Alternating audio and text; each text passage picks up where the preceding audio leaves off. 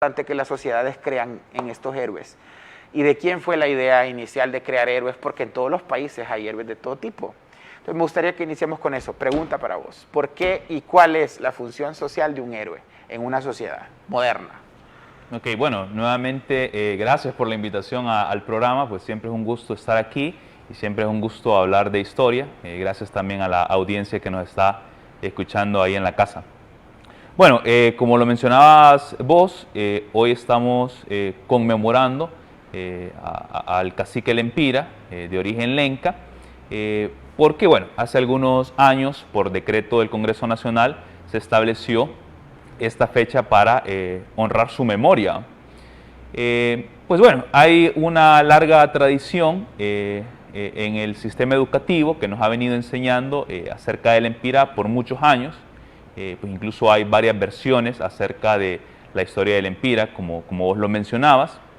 Pero bueno, para responder puntualmente a lo que vos mencionabas, es importante entender que este discurso acerca de los héroes patrios nace precisamente a finales del siglo XIX con el proceso de la reforma liberal. Es precisamente Marco Aurelio Soto y Ramón Rosa que comienzan a crear una historia nacional donde van levantando también un panteón de héroes patrios que supuestamente van a ser el modelo a seguir para todos los hondureños. En ese tiempo pues la identidad nacional era sumamente débil y la intención de estos gobernantes es precisamente unificar a las personas que vivían en Honduras con un sentimiento nacional, con un sentimiento de apego hacia Honduras, que, como se mencionaba en estas narrativas históricas que se crearon en ese tiempo, tenían a sus hijos ejemplares y surgen precisamente desde este tiempo José Cecilio del Valle, Francisco Morazán, Dionisio Herrera, etc. Pero este estado reformista hasta cierto punto va excluyendo estos grupos indígenas, porque en realidad desde el inicio la reforma liberal no se ocupa de estos grupos, sino que hasta cierto punto los excluye, tanto de las narrativas históricas como de los programas que se están aplicando en el país en ese tiempo. Va a ser precisamente hasta el siglo XX cuando los gobernantes comienzan a interesarse por el pasado indígena y empiezan a resaltar a estos personajes, como sucede con el cacique Lempira, cuya historia se había contado desde hace mucho tiempo, desde el siglo XVII, para ser precisos, por un cronista español Antonio de Herrera y Tordesillas. Antonio de Herrera y Tordesillas. Y este relato de Antonio de Herrera va a ser tomado por historiadores como Rómulo Durón, por ejemplo, en la primera mitad del siglo XX, que va a ser uno de los historiadores cuya obra tuvo una mayor difusión, y a partir de este momento entonces se empieza a exaltar la imagen del Lempira para exaltar no solamente el origen hispánico de los hondureños, sino también el origen indígena. Y a partir de este momento entonces la imagen del Lempira se hace un referente junto con la imagen de los mayas, como aparece en el billete de un Lempira, por una parte el Lempira y por otra parte los mayas, aunque en realidad no tienen relación porque Lempira fue un cacique lenca. Pero este va siendo entonces el origen de este discurso de los héroes patrios dentro de la historia nacional y que al final pues colocan a Lempira, digamos, como el principal de esos hijos ejemplares de Honduras, aunque se puede abordar de muchas formas, como lo vamos a ir viendo a lo largo de este programa. Ok, póngame la imagen que te mandé ahorita para que veamos. Es anónima la figura del señor que aparece en el billete de un Lempira. El fotógrafo que le tomó la foto es Samuel Castillo Girón, ahí está, ¿ve? Ahí pueden ver, y observamos en el extremo izquierdo el fenotipo de un ciudadano hondureño lenca. En el centro ese es un soldado del ejército a quien Samuel Castillo Girón le tomó la fotografía para que apareciera en el billete de un Lempira, anónimo. Y en la derecha vemos la efigie del billete de un Lempira. Entonces la gente siempre me pregunta, ¿el que aparece en el billete de un Lempira es Lempira? Entonces hoy contestamos esta pregunta. Entonces, como lo decís vos, los mitos tienen una justificación, ¿no? Una justificación histórica y se legitiman a través de las audiencias. En el caso del siglo XX, el inicio del siglo XX, este país era mucho más indígena que ahora. O sea, ahora tenemos 1 millón de indígenas aproximadamente en el país, pero hace 100 años, cuando Lempira es entronizado en los altares como héroe nacional, teníamos a la mitad del país siendo indígena, todavía existía la lengua lenca y todavía teníamos estas manifestaciones prehispánicas que los pueblos indígenas de Honduras no estaban tan jodidos como están ahora, ¿verdad? Eso por un lado. Y por otro, hay que decirlo, el tema de cómo, tal como lo decís vos, la reforma liberal ignoró por completo a los pueblos indígenas y los convirtió en algo folclórico. Póngame la foto de los niños, disfrazados del indio Lempira. Entonces, todos los niños de Honduras hacen esto el día de hoy. Ahorita no, porque estamos en pandemia.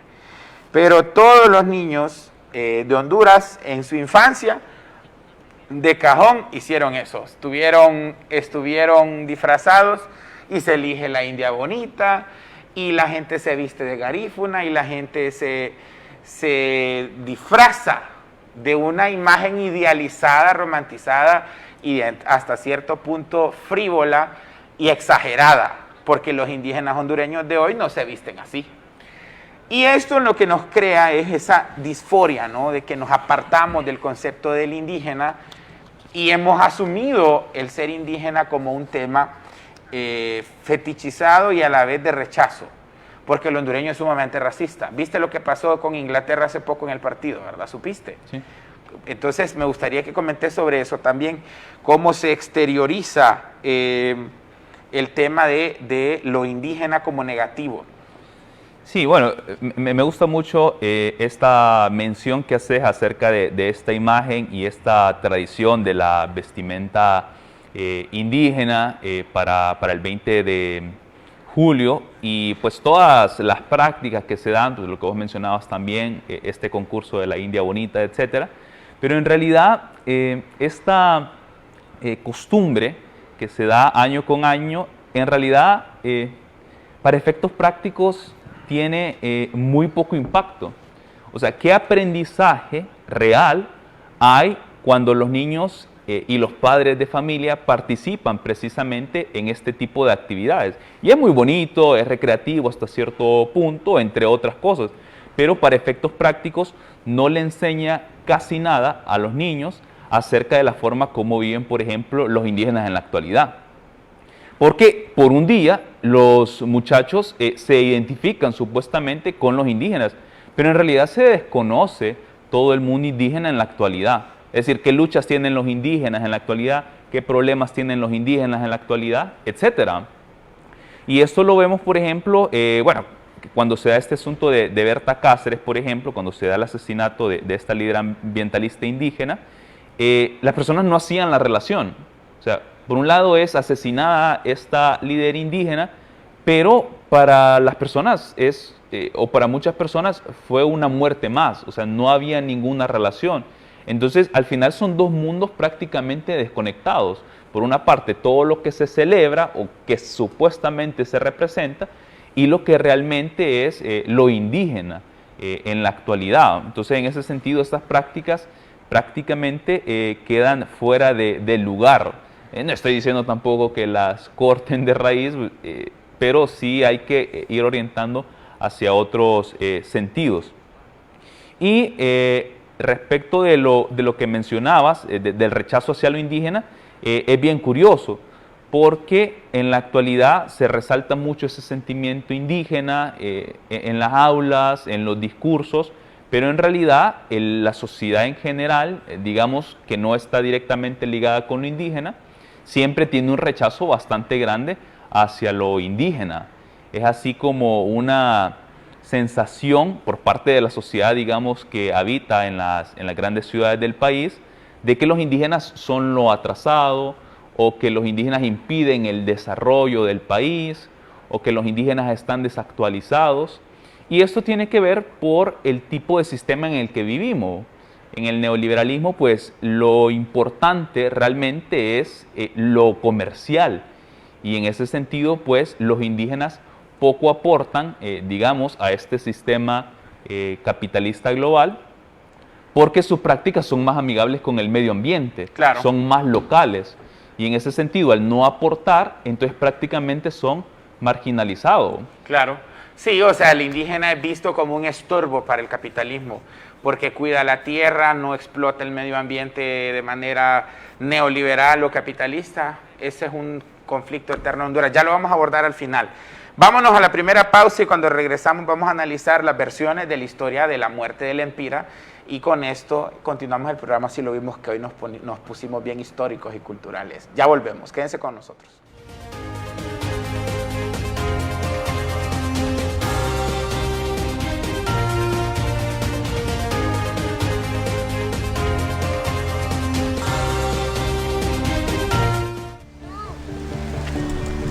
Una vez que aprendes, es muy fácil.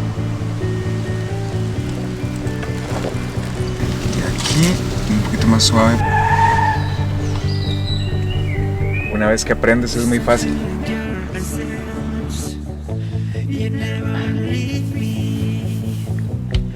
Una vez que aprendes es muy fácil. Con la nueva y mejorada Atlántida Móvil y Atlántida Online, con más funcionalidades para realizar tus transacciones con la misma confianza y seguridad. Actualicémonos juntos. Descarga Atlántida Móvil y vive digital donde estés. Banco Atlántida. Imagina, cree, triunfa. ¿Cómo funcionarían las vacunas contra el COVID en tu cuerpo? Te lo diré en 60 segundos. Número 1. Preparando al sistema inmunitario. Una vacuna es como una sesión de entrenamiento para el sistema inmunitario. Las vacunas enseñan al sistema inmunitario a identificar las características de un virus. Así cuando este aparece, está listo para combatirlo. Número 2. Vacuna te presento al virus. La vacuna le enseña a tu cuerpo a reconocer al virus y a prepararse produciendo anticuerpos o células guerreras que permanecen en tu sangre para protegerte si el virus intenta entrar. Esto te da inmunidad sin tener que enfermarte primero. Número 3. Inmunidad comunitaria. Cuando los cuerpos de suficientes personas aprenden a combatir a un virus, este no tiene a dónde ir. Eso reduce la propagación. Al vacunarnos, detenemos más rápidamente la propagación y aceleramos el fin de esta pandemia. Este es un mensaje de UNETV.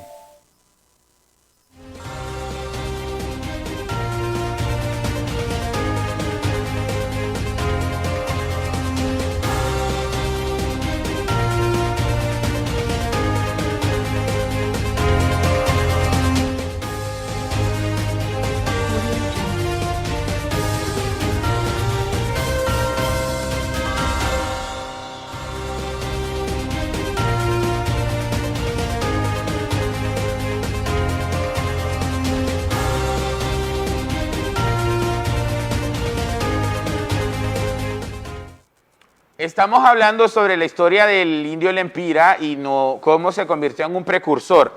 Para mí el indio Lempira es un precursor, Rubén. Rubén Zúñiga López, historiador, profesor del Departamento de Historia, también trabaja con una editorial famosa que hace textos de historia de Honduras, es influencer de la historia, tiene un canal de YouTube. ¿Cómo se llama tu canal de YouTube? Rubén Zúñiga. Rubén Zúñiga. Entonces busquen el canal de YouTube de Rubén y él tiene videos interesantes sobre la historia de Honduras. Y lo traje para que comentemos sobre este tema, que es Lempira y las resistencias eternas en Honduras. Bien, hay tres versiones de la muerte de Lempira. La primera versión es la versión de Antonio de Herrera y Tordesillas. Contala cuál es. Y yo voy a ir dándote comentarios sobre cuáles son los impedimentos o problemas que tiene esta versión para entenderla y validarla, a ver si es o no viable esa versión. Sí, bueno, esta es la versión tradicional que se maneja acerca de el indio Lempira. Básicamente, la mayor parte de las versiones de Lempira hablan acerca de una rebelión indígena en la provincia de Serquín, en las regiones de lo que hoy conocemos como Gracias Lempira. En ese tiempo, pues, nos situamos específicamente en la década de 1530, cuando los españoles ya han conquistado la región de la costa norte hondureña y ya han realizado algunas campañas de conquista al interior del territorio de Honduras. Pero en la región de Serquín son sorprendidos por los indígenas que se levantan precisamente en armas para impedir la dominación española. En este contexto es en el que surge precisamente la figura del cacique Lempira como un líder indígena que reúne, según Antonio de Herrera y Tordesillas, 30.000 indígenas para luchar contra los españoles. En ese sentido, el capitán de conquista llamado Francisco de Montejo envía a Alonso de Cáceres para tratar de resolver precisamente esta rebelión indígena. Y cuando llegan los españoles a la región, se encuentran con que los indígenas se encontraban refugiados en los peñones de la región, lo cual hacía que su sometimiento fuera bastante complicado.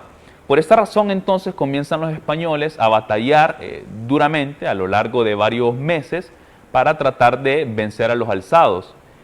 Pero no obtuvieron resultados favorables e incluso perdieron algunos de los indígenas que les acompañaban a los españoles en su lucha contra los lencas. Por esta razón, nos dice Antonio de Herrera en esta versión, el capitán Alonso de Cáceres planea ahí una forma de deshacerse del Lempira, no batallando directamente contra él, sino siendo un poco más astuto. Y por esta razón entonces decide enviar, según la versión, a 2 españoles en un caballo para tratar de parlamentar con Lempira un acuerdo de paz. Entonces, mientras uno está tratando de comunicarse con Lempira, dice la versión que el que estaba en la parte de atrás le dispara con un arcabuz, hiriéndolo en la frente, y con esto pues termina con la vida del cacique Lempira. Según esta versión y las demás, de hecho, con la muerte de Lempira, la resistencia se desarma y los indígenas se someten a la autoridad de los españoles. Muy bien, interesante. Esa es la primera versión. La segunda versión de la historia es la que descubrió el historiador Mario Felipe Martínez Castillo en los años 80. Don Mario Felipe se fue a España a estudiar y allá en el Archivo de Indias de Sevilla encontró un documento, una probanza de méritos, y esta probanza de méritos era de Rodrigo Ruiz. Creo que tenemos la portada del libro. El libro se llama Los últimos días de Lempira, que lo busquen acá los chicos. Es un libro rosado.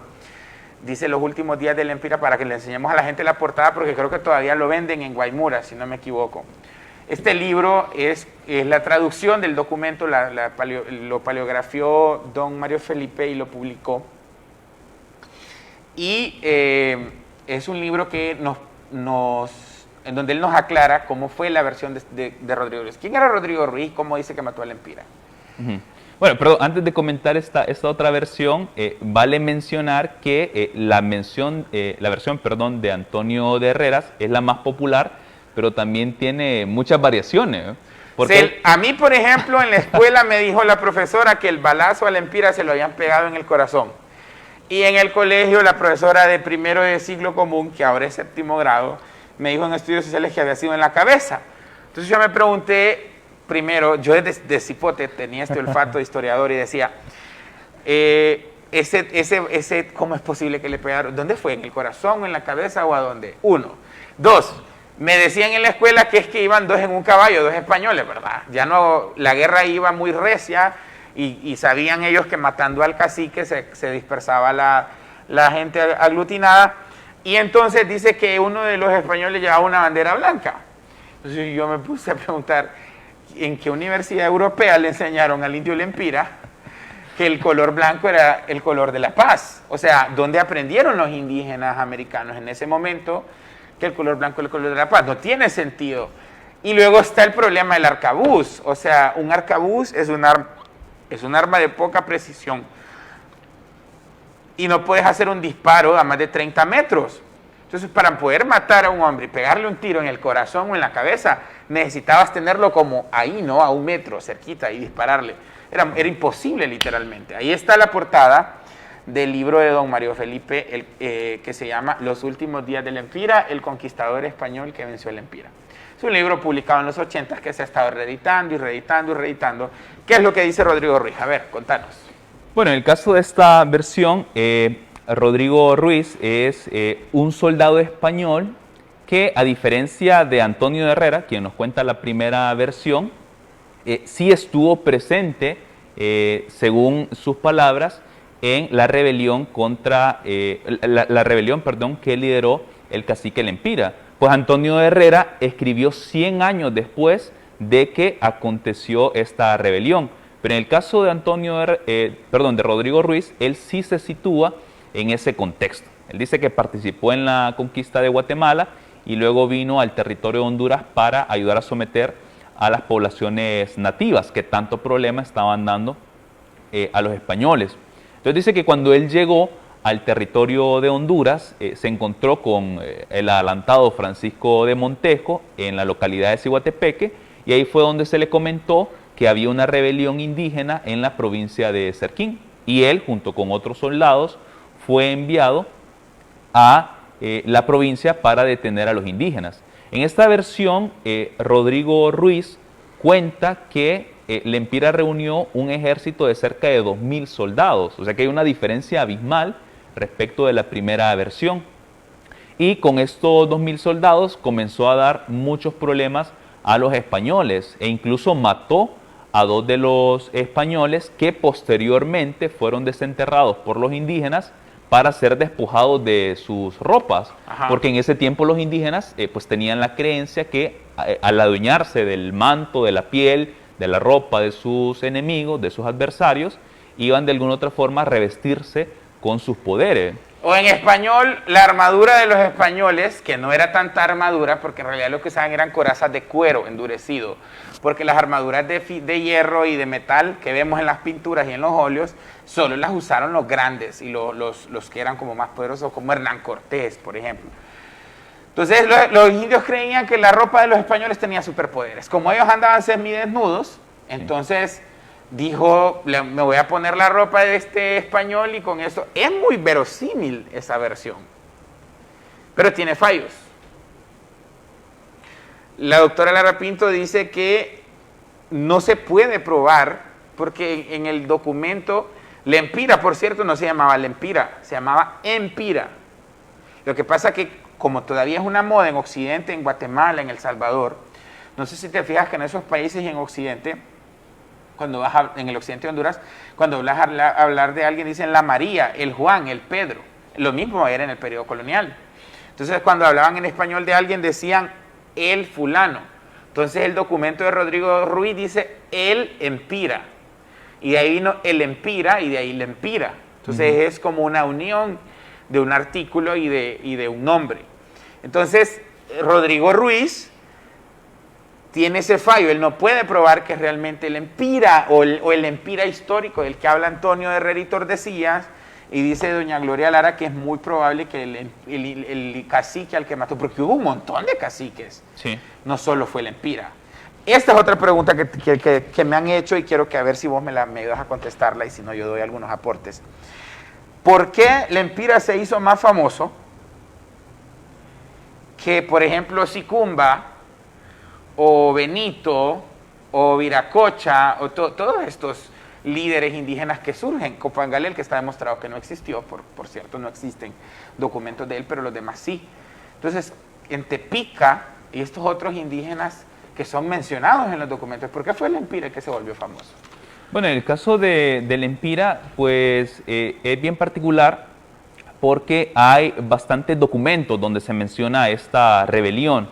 Va a ser una rebelión de grandes dimensiones, y de hecho antes de que surgiera esta versión de Antonio Herrera, pues ya había documentación que hablaba de esta rebelión, y se hablaba de ella en términos bastante grande, que puso en aprieto a los españoles. Entonces, por esta razón se hizo bastante famoso esta versión del Empira, en la que él precisamente lideraba a las fuerzas indígenas. Porque, como lo mencionabas vos, hubieron otros caciques que tuvieron mucha importancia a lo largo de todo el territorio que actualmente conocemos como la República de Honduras, pero cuyos movimientos pues, no tuvieron, digamos, esas dimensiones. Bien. Vámonos a la segunda pausa, Cipotes, y cuando regresemos vamos a hablar de la tercera versión de la muerte de Lempira. Aquí en su programa sí lo vimos, está interesante el programa hoy, mucha gente está comentando. Si usted tiene en Facebook alguna pregunta, la voy a leer y la vamos a contestar aquí con nuestro historiador Rubén Zúñiga, que nos acompaña aquí en el programa. Quédense con nosotros que ya volvemos.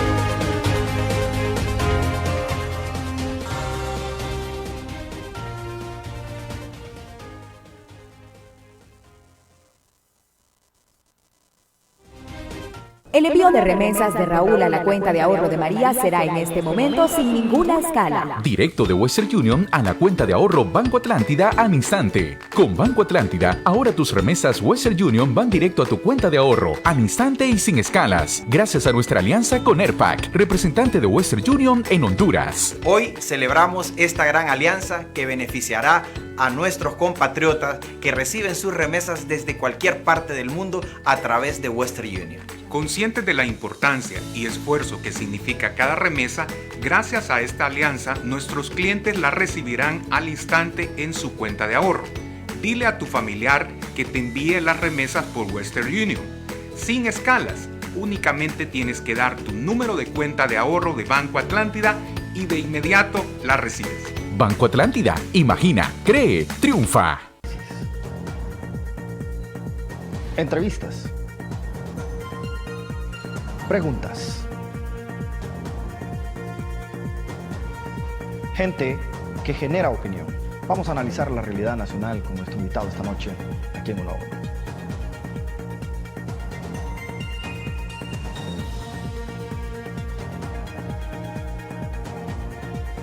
En UNETV.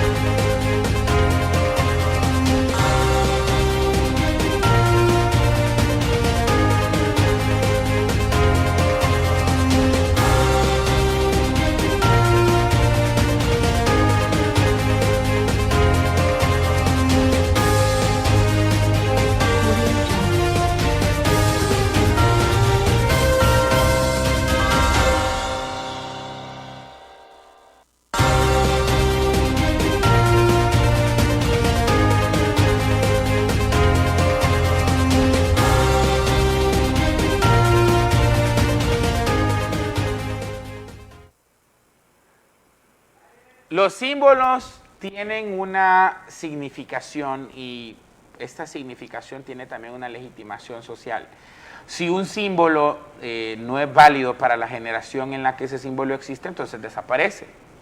Los héroes y símbolos patrios del Estado existen en todo el mundo. Las naciones, dice el historiador Eric Hobsbawm y el historiador Terence Ranger en un libro que se llama La invención de la tradición, dice que fueron creados por los estados liberales hace unos 150, 200 años para acá, con el objetivo de mistificar y crear figuras a las cuales poder llamar precursores de la patria o del Estado.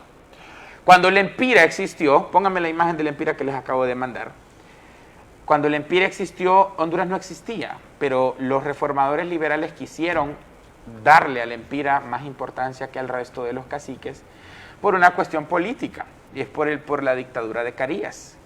Carías se creía descendiente del indio Lempira y así lo dijo en muchas de sus comparecencias. Carías era un hombre muy grande y tenía unas manos gigantescas. Le decían el hombrón de Zambrano. Y esta imagen, si le ponemos, yo creo a cada hondureño en cualquier lugar del mundo una imagen y que diga qué significa, yo creo que si le pones esa imagen, el 100% de los hondureños, incluso los que estudian en escuelas bilingües, te va a decir, es el cacique Lempira. Porque esa imagen es la que está en el altar cívico, en las escuelas y en colegios. Entonces, el objetivo de enseñar la vida de Lempira fue enviar esa idea de que antes de que vinieran los españoles, aquí había hondureños que defendían el territorio, y eso se llama nacionalismo, el tema de defender la nación y defender el territorio. Continuamos con las versiones de la muerte de Lempira. Te faltó terminar la versión de Rodrigo Ruiz. O sea, ¿cómo lo mata y qué pasa después?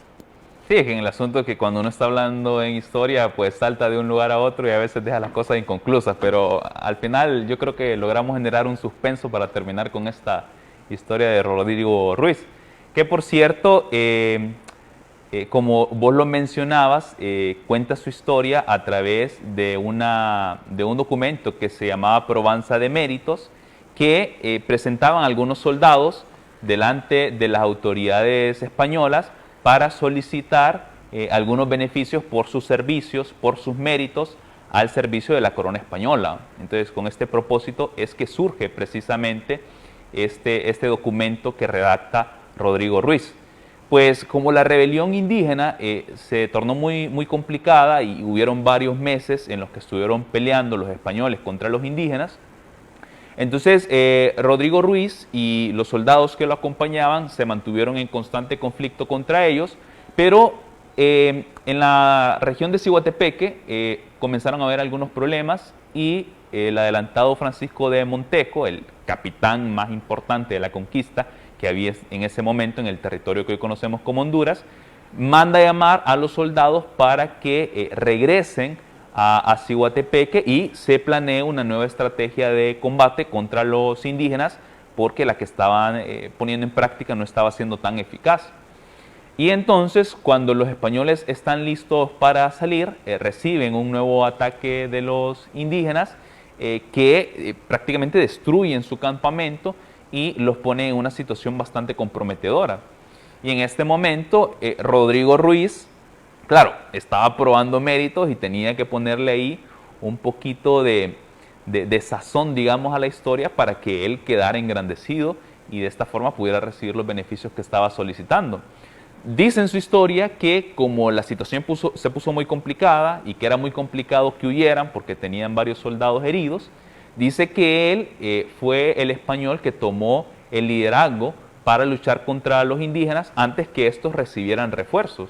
Y como sabía que Lempira era el principal líder de los indígenas y era quien alentaba a los indígenas para que dieran muerte a los españoles, entonces él lo localizó y en medio de la batalla atravesó todo el campo para llegar hasta donde estaba Lempira y ahí entonces estableció un combate cuerpo a cuerpo contra el cacique al que finalmente derrotó y a quien le cortó la cabeza para llevarla como evidencia a el capitán Francisco de Montejo. Entonces, esta versión difiere de la anterior en que el conflicto final, digamos, entre Lempira y Rodrigo Ruiz fue en un combate cuerpo a cuerpo. Y en la otra versión, pues, es a través de un tiro de arcabuz, que como decía José Carlos, hay una variedad de versiones. Un tiro en la frente, un tiro en el corazón, un tiro a traición por la espalda, entre otras versiones. Pero en esta entonces, de Rodrigo Ruiz, el combate habría sido cuerpo a cuerpo. Bien, la tercera versión de Lempira es la más fumada de todas. La tercera versión de la muerte de Lempira dice que lo hirieron los españoles en efecto y que los indios lo llevaron. Lo llevaron, así como en el libro de Thomas Mann, La montaña mágica, y lo subieron en un cerro, en el cerro del Congolón, que está atrás de Erandique, y que ahí lo guardaron en una cueva y ahí los espíritus lo sanaron y Lempira vive por siempre, ¿no? Me parece que es esotérica, pero explica la funcionalidad de los mitos para los pueblos indígenas. Si nosotros que somos mestizos y laicos y creemos y somos hijos del Estado liberal, neoliberal en este caso, en el sentido de que nos formó la superestructura del Estado neoliberal a través del sistema educativo opresor que tenemos, entonces nos implantaron en el coco esto de que el empira era inmortal, y el empira es inmortal, ¿verdad? Pero para los pueblos indígenas la inmortalidad del empira tiene otro significado. O sea, el empira es el señor de la sierra, el defensor de las montañas, de los lencas. Y para ellos ese tema de que los ríos tienen espíritus propios que hablan a la gente. Berta Cáceres dijo, yo sabía que íbamos a vencer porque me lo dijo el río. Entonces, estos simbolismos para los pueblos son hermosos y aparte te demuestran que esa relación milenaria entre ellos y el entorno sigue viva, sigue vigente.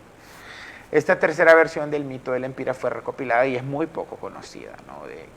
En el libro Tradición Oral Indígena de Amar Anguila, recopilado por Ann Chapman y el doctor Jorge Federico Travieso en los años 80. Así es que es bien interesante este tema de los mitos, pero creo que ya aterrizando en la realidad, Rubén, yo creo que vos compartís esto conmigo, estamos siendo reconquistados. Estamos como en 1502, están llegando invasores, pero esta vez no traen armas, no traen pistolas, traen dinero. Están comprando tierras a la orilla del mar, están invirtiendo, creando zonas, le llaman zonas especiales de desarrollo, de empleo y desarrollo. Estas sedes están llegando a estos lugares que aparentemente están despoblados, pero no están despoblados, ahí hay gente. Entonces estamos justamente así como estaba el empira hace 500 años. ¿Ya te imaginas la indignación que siente la gente de Satuyé, en La Ceiba, la gente de Crawfish Rock, en Roatán, la gente de Choloma? Bueno, la gente de Choloma siempre está indignada y haciendo vergueos. La gente de, por ejemplo, San Marcos de Colón, de que estén llegando gente extraña a construir, a invadir sus territorios, a contaminarles la tierra, a usar la madera, a usar el agua de los ríos. Así se sintió el empira hace 500 años. Entonces, ¿por qué el mito del empira? Para mí, si me lo preguntas, en este momento de la historia de Honduras, de entre todos los héroes nacionales, el empira es el más legítimo que tenemos por lo que estamos pasando. ¿Opinas lo mismo vos? Sí. Bueno, y qué bueno que estamos ya entrando en esta materia, porque es muy bonito conocer versiones del empira, incluso en las aulas de clase. Me gusta preguntarle a los muchachos qué versiones les han contado a ellos acerca del empira y les han contado versiones súper interesantes. Así que podríamos hablar todo un día acerca de estas versiones del empira, pero es muy importante entender que este conocimiento por sí solo no tiene ninguna función, sino que tenemos que traer todos estos detalles a la actualidad. Y en ese sentido es importante lo que vos mencionabas, que al final es muy importante ver estos acontecimientos históricos para entender que muchas de estas situaciones que se vivieron hace 500 años se siguen dando en la actualidad.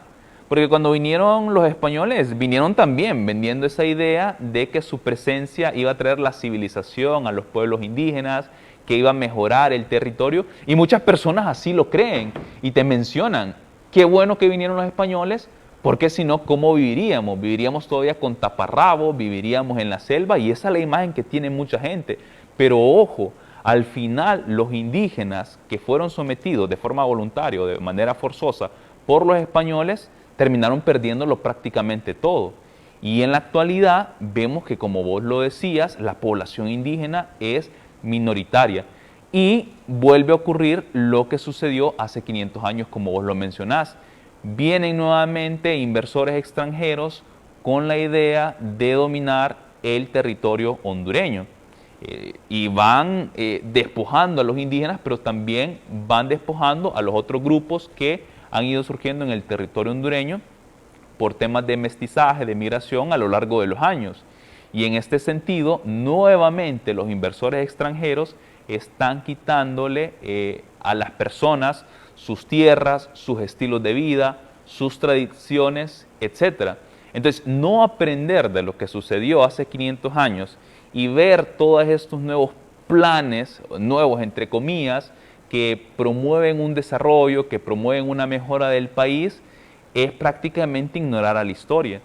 Y en ese sentido, si aceptamos este tipo de cosas, de nada pues va a haber servido el hecho de haberse vestido de indígena, de haber cantado el himno al Empira, de haber hablado de los indígenas como los precursores de la resistencia, cuando en la actualidad no estamos actuando de una manera congruente con lo que durante toda la vida se nos ha enseñado. Y ojo, porque la ofensiva va a ser de manera permanente, porque lo que ya mencionábamos, los indígenas no valen en un sistema como el que tenemos en la actualidad, porque no consumen, no permiten que haya flujo de capital, no permiten que haya riqueza, porque su estilo de vida no está diseñado de esa forma. No podemos obligar a que estas personas piensen como nosotros, que piensen con esa mentalidad de emprendimiento, de grandes hoteles y un desarrollo medido en cuestiones materiales, porque su estilo de vida es diferente y de hecho es más amigable con el ambiente. Creo que si nosotros más bien imitáramos la conducta de estos grupos, el mundo definitivamente estaría mejor y no tuviéramos pues tantos problemas sociales, tantos problemas ambientales como los que tenemos en la actualidad. Sí, interesante. Nos corrige la escritora Rebeca Becerra y tiene razón, lo acabo de verificar. El libro Tradición Oral Indígena de Llamar Anguila no es de Ann Chapman, es una... Se ha apagado el micrófono, hoy sí ya me escuchan. Te estoy diciendo que la escritora Rebeca Becerra nos hace una corrección y tiene razón. Dice, el libro Tradición Oral Indígena de Llamar Anguila no es de Ann Chapman, es una investigación de Héctor Leiva, Gabriela Carías y otros miembros de, Marcela creo que es Carías, y otros miembros de la carrera de letras de la UNA. De acuerdo, Rebeca, gracias por la corrección, lo verificamos. Y hay preguntas en el Facebook, dice, ¿cuánto medía de estatura el Empira, si tenía hijos? No lo sabemos, porque la documentación es demasiado escasa, se han hecho estudios, por ejemplo, Murdo MacLeod dice en uno de sus libros, que la estatura promedio de los indígenas era de 1,55, 1,60, era muy baja de estatura la gente, el consumo de carbohidratos y proteínas era muy limitado, obviamente eran grupos que ya vivían en cacicazgos, ya cultivaban, pero no tenían esa ingesta de proteínas en exceso que les hiciera crecer de estatura. La proteína doméstica la trajeron, en mucha medida los españoles trajeron las gallinas y el ganado, ¿no? la carne vacuna y los cerdos, aunque los indígenas comían chancho de monte y tepezcuintle. Respecto de si tenía hijos o no, no sabemos si tenía hijos porque la documentación no lo dice, pero es casi seguro que si era un cacique ya había tenido alguna esposa y que pudo haber desarrollado o tenido hijos, ¿verdad? O una familia, desarrollar una familia. También están preguntando acá, dice que si hay algún retrato del Empira. No, estamos hablando del siglo XVI, no existen las cámaras, tampoco, recuerden que no se sabe nada del cuerpo del Empira. Rodrigo Ruiz en su versión dice que él lo llevó, la cabeza la llevó a Comayagua y se la llevó a Alonso de Cáceres o a Francisco de Montejo, perdón, para que demostrar que él lo había matado.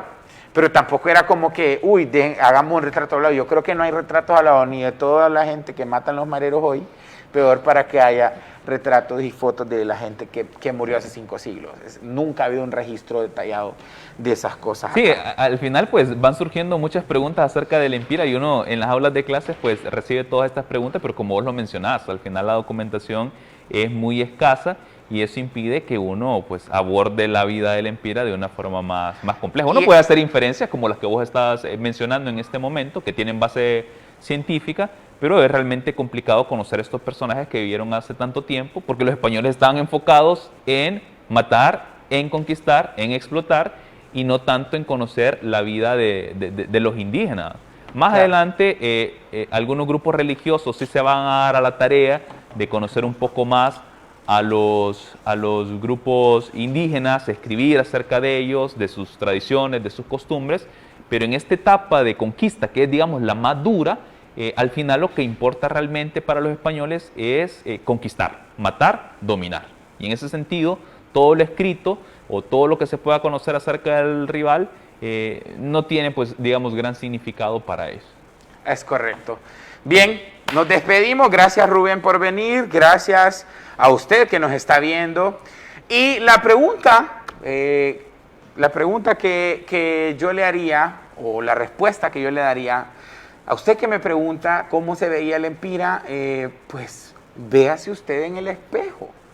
Usted es la prueba fehaciente de que el Empira sigue entre nosotros. Nosotros no somos ningunos europeos, ¿verdad? Obviamente no somos ningunos europeos. Yo siempre digo a la gente, míreme los labios, míreme la altura, mido casi 2 metros, son genes africanos.